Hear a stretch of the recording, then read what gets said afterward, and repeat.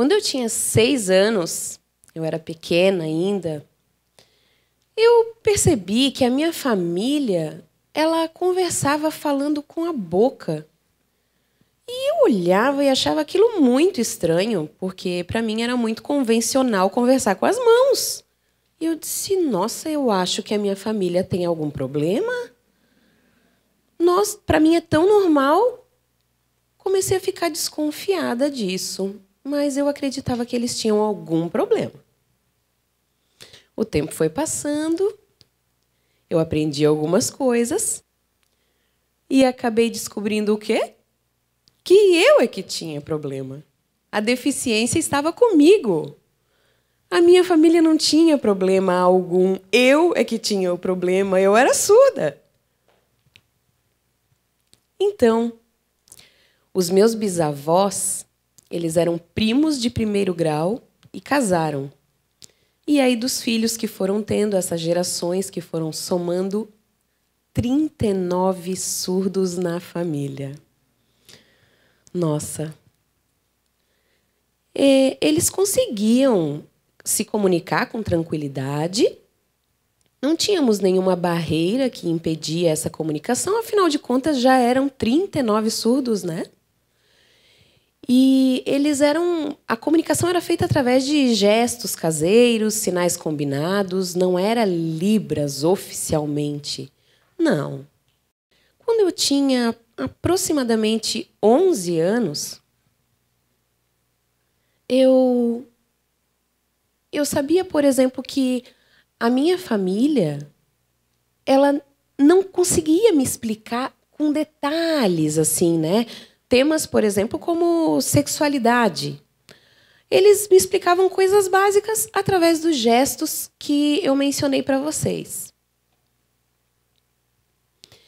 É claro que eu tive algumas dificuldades por justamente eles não explicarem, né, desse jeito. Temas, né, relacionados a drogas, por exemplo, ou outros assuntos, de acordo com a idade.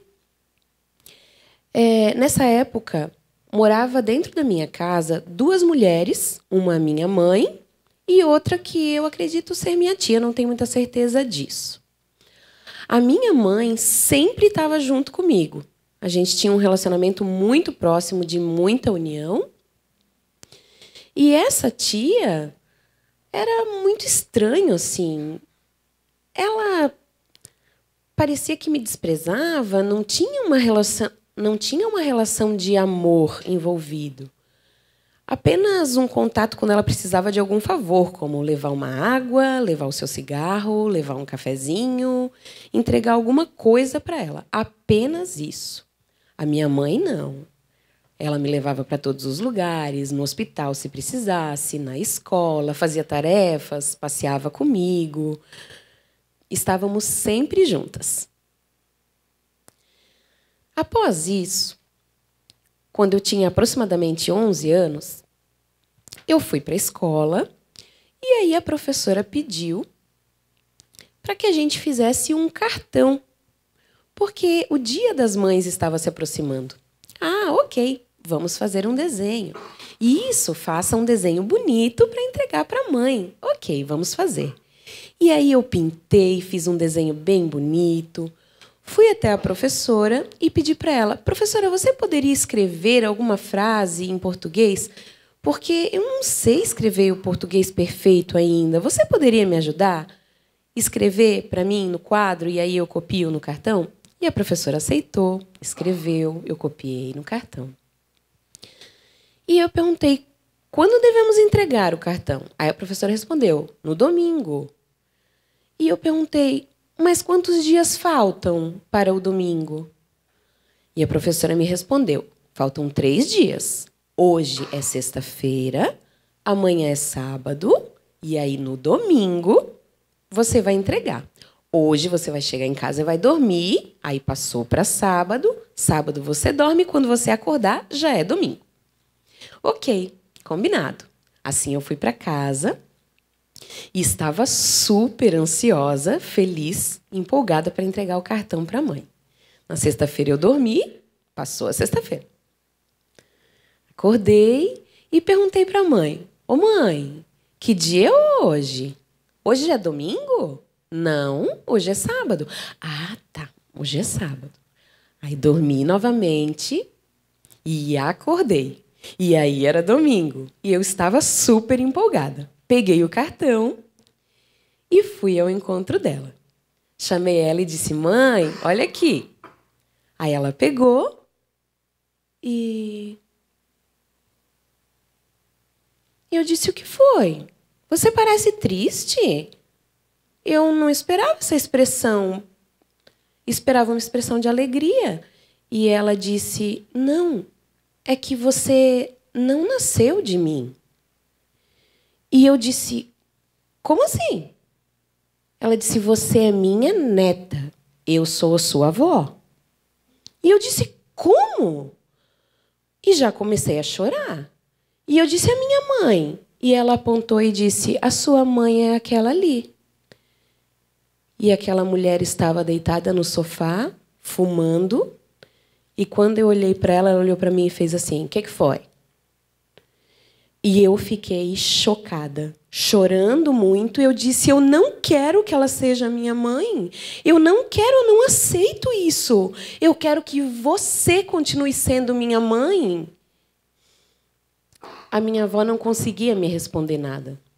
E eu chorava muito, desesperadamente. Botei aquele cartão em cima da mesa e saí correndo, chorando, desesperadamente. Foi muito sofrido. Essa foi uma história que eu consegui superar, mas que marcou muito a minha vida. A minha família, eu não tinha nenhuma barreira, né? Eu conseguia conversar e me comunicar naturalmente. Mas eu percebia que fora do ambiente familiar, em comunicação com os ouvintes, eu não conseguia me comunicar. Fora da minha família. Na família, ok, era gostoso, eu tinha aquele conforto, aquela segurança. E fora eu sentia isso.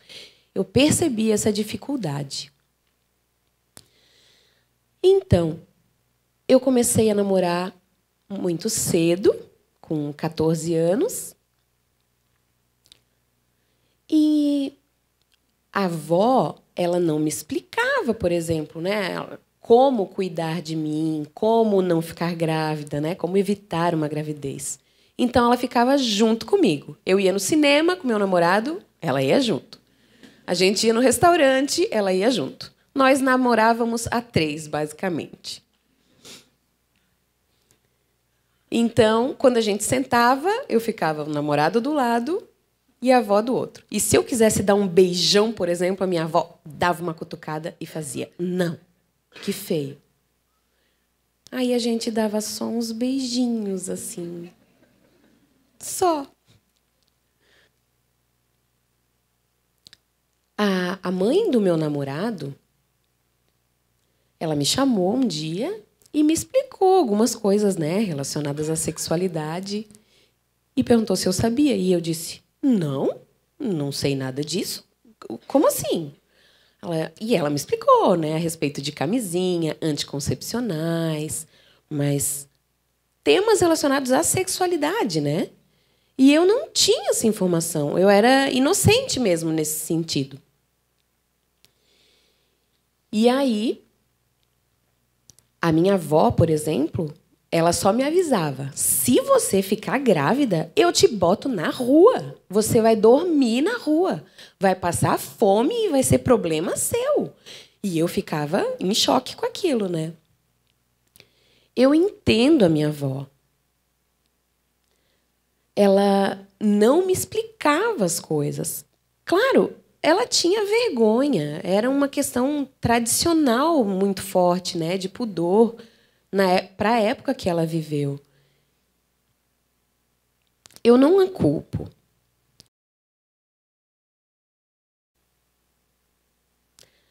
Eu acho que ela pensava que se ela não falasse nada, eu não ia fazer nada. Tadinha da vovó, né? Assim o tempo foi passando, eu fui me desenvolvendo, Fui, é claro, aprendendo coisas novas, tendo novas experiências. Fui me desenvolvendo, me formei, iniciei minha vida profissional. Nessa época, eu era professora e eu comecei a perceber que um aluno me olhava diferente. Ele era ouvinte. E aí a gente começou a se olhar, começamos a namorar. Ele se esforçou bastante, estudava bastante e gostava muito de me ajudar em qualquer lugar que eu ia, né? Ele me ajudava. Depois a gente casou. E aí nós dois combinamos que a gente queria engravidar. Porque eu queria muito mostrar para minha avó que eu era capaz, que eu tinha conseguido me desenvolver, que eu tinha entendido tudo que ela me ensinou, né? Que eu me desenvolvi, me formei, casei, tudo certinho, como ela havia me orientado. E agora eu gostaria de ter um filho para mostrar para ela. E aí eu comecei a tentar engravidar e eu não conseguia. E aí a avó acabou falecendo. Tudo bem, fazer o quê? E aí eu resolvi esquecer esse assunto. 2 anos depois, eu descobri que estava grávida. Foi o momento certo. Foi Deus que mandou no momento certo. Quando a minha filha nasceu, o meu marido ele me ajudou muito, né, nesse sentido, nas consultas e tudo, porque os intérpretes, muitos profissionais estavam ocupados. E aqui em Blumenau também tem poucos profissionais. Então, meu marido sempre me acompanhava, me apoiava muito nesse sentido. E aí, no nascimento, então, da minha filha linda, fofa, eu comecei a me preocupar. Será que a minha filha é surda? Eu tinha muita preocupação em relação a isso. Não é uma questão de preconceito. Era muito sofrimento. Eu passei muito sofrimento, muita dificuldade com a minha experiência de vida. Não tinha escola 100% bilíngue, especial para surdos. Não tinha. E aí a gente foi ao médico e descobriu que ela era ouvinte. Eu agradeci muito a Deus, eu fiquei muito feliz. Não é uma questão de preconceito, é uma questão de experiência de vida. Eu sabia a minha experiência de vida e não queria isso para minha filha, e por isso eu agradeci muito a Deus. E aí a minha filha foi crescendo, e quando eu queria falar alguma coisa que ela fez errado, por exemplo, brigar com ela, né? O que ela fazia? O quê? Fechava os olhos e não me olhava. Ficava assim. Como é que eu ia fazer para dar bronca nela? Será que eu chacoalhava? Não. Abraçava e enchia de beijo com aquela fofura? Aí ela abria os olhos e ria para mim. E as estratégias foram se desenvolvendo ao longo do tempo. E aí eu explicava, filha, precisa olhar para mim para eu conseguir falar contigo. E assim ela foi crescendo. Quando ela tinha 3 anos, ela correu e caiu. E ela chorou muito, gritava, gritava. E, é claro, eu não ouvi. Estava lavando a louça, bem tranquila. E aí ela veio chorando na minha direção. E eu não olhei, certo? Eu estava lavando a louça. Aí ela me chamou. E quando eu virei, eu disse, o que foi? E ela, olha aqui, me machuquei, eu berrei, você nem olhou para mim. Com 3 anos. Imaginem. Você chorou, filha, desculpa. E eu disse, filha, o meu ouvido quebrou. Ele não consegue te ouvir. E eu vi que ela me olhou assim. E aí eu pensei, olha só, vira para lá, vira para lá. Aí ela virou, eu gritei e ela se assustou. Aí, quando ela virou, eu falei, viu? Você escuta. Agora, peraí, eu vou olhar para lá e você copia e faz a mesma coisa. E aí ela gritou, gritou e eu não ouvi. Aí ela me cutucou, eu virei para ela e nós duas nos olhamos. E ela, com a expressão estranha, adivinhem o que a minha filha fez? Saiu de mansinho e eu fiquei observando. O que ela vai fazer? Daqui a pouco voltou ela. Quando eu vi, foi muito engraçado. Ela tinha um parafuso na mão. E aí ela disse, vamos arrumar o seu ouvido. Tadinha. Vem cá, ela dizia. Aí eu estava em pé, me abaixei, e ela disse, vamos arrumar aqui, ó. Vamos arrumar. Mas não dá.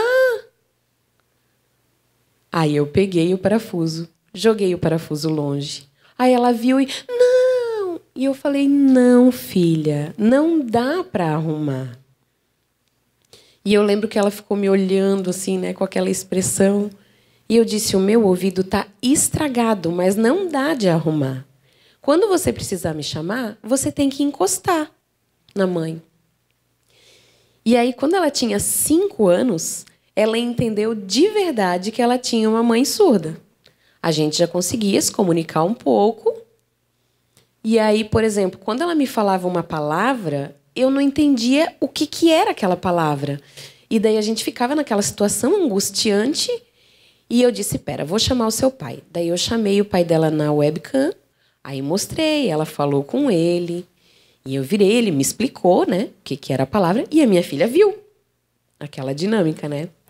Viu e, ué, então se eu falo com meu pai, o pai interpreta para ela, ele traduz. Ela entendeu que ela podia fazer isso também. Eu nunca obriguei ela a nada. E assim ela começou a me ajudar. Então, o meu desejo é o mesmo desejo que de outras mães. Certo? Vocês também são mães? Tem mães aí? O meu desejo não é diferente do desejo de vocês. É igual. É principalmente o quê? Eu quero que a minha filha se desenvolva.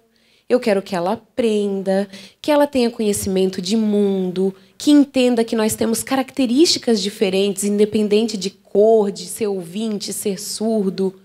São muitas características. Que ela não tenha preconceito, que tenha oportunidades iguais para todas as pessoas, que ela viva num mundo assim, especial. É isso que eu quero para ela.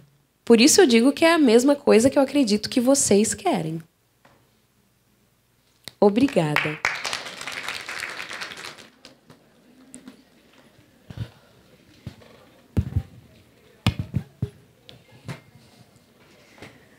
Eu vi várias mamães assim, pensando, nossa,